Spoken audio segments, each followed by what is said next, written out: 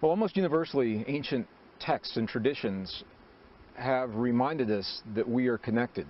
They've said that we are one, that we are part of our world, that we're part of one another, that we're part of the earth and the changes in the earth. In the last years of the 20th and now the first years of the early 21st century, science is now giving us that reason for our logical mind to make the connection, to see how we're related and how we influence the world, and how by honoring that connection through our hearts, we literally have the power to influence the very fields of this planet to sustain life in the world, sustain the health and the healing and the well-being of our bodies. And it's all about the magnetic fields of the earth. Where this really came into focus was around the events of September 11th, 2001. It was during that time that the United States has two satellites. They're called the GOES, G-O-E-S, Geosynchronous Environmental Satellites, I believe is what they're called. One positioned in the northern hemisphere, one positioned in the southern hemisphere. And the role of these satellites is to measure the magnetic fields of the earth and send back readings every 30 minutes. And those readings normally fall within a certain range of data that scientists are relatively used to seeing. Well, it was in September of 2001 that scientists began to see some readings that were off the map, just off the scale compared to what they'd seen in the past. And they said, well, what's happening? What is it that could be influencing the magnetic fields of the entire planet to such a degree that we're seeing these big spikes that our satellites are sending back? We've never seen these before. They overlaid the data from the satellites onto a calendar of months and days, and lo and behold, what they found is that the spike was occurring precisely during the time of September 11th, 2001, and even more precisely that the first spike occurred 15 minutes after the first plane hit the first tower in the World Trade Center. Now, the reason this is so important to a scientist is because for 300 years, our science has been based on two false assumptions. The first false assumption is that everything is separate from everything else, that what happens in one place has no effect on what happens anywhere else, and if it looks like it does, it's only a coincidence.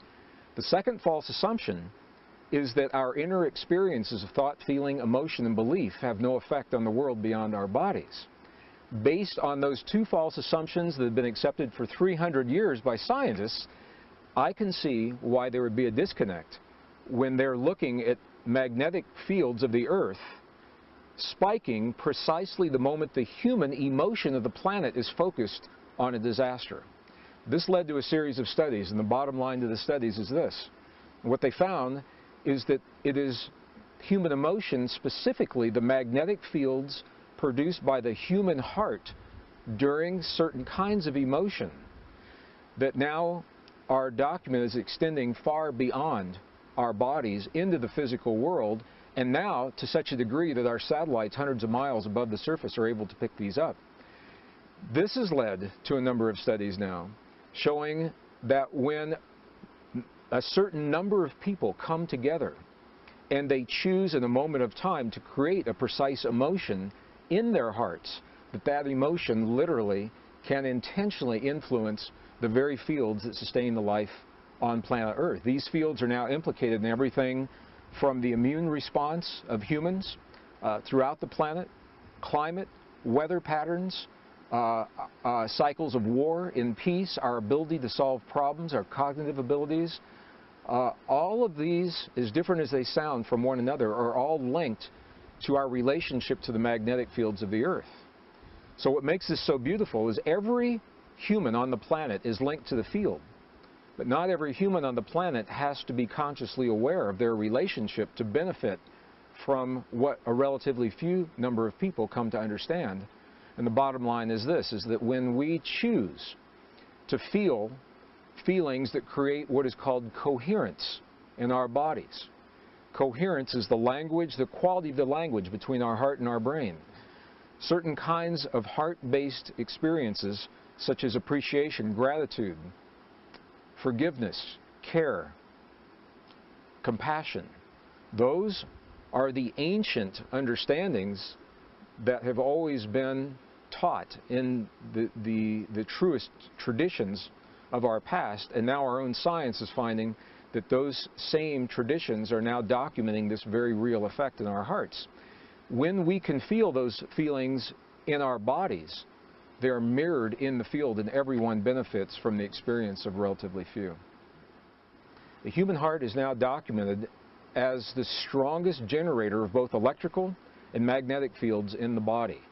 Now, this is important because we've always been taught that the brain is where the action is. The brain has an electrical field, it does have a magnetic field, but they're relatively weak compared to the heart. The heart is about 100 times stronger electrically and up to 5,000 times stronger, 5,000 times stronger magnetically than the brain. And the reason this is important is because the physical world as we know it is made of those two fields of energy, electrical and magnetic fields of energy, electromagnetic fields. Our own physics books now tell us if we can change either the magnetic field of an atom or the electrical field of the atom, by doing that we literally change that atom. We change the stuff that our bodies in this world are made of. And it appears now that the human heart is designed to do both, to change both the electrical field and the magnetic field of our bodies and our world, and they do so in response to the emotions that we create between our heart and our brain. Well, I've had many questions from people asking me how these discoveries relate to what is now known as the law of attraction. What we find is this: it's less about attraction and more about a mirroring. And here's what I mean by that. The world around us, our own science now is telling us there's a field of energy that underlies all physical reality. In 1944, the father of quantum theory, Max Planck, identified this field and he called it the matrix. That's where this term came from.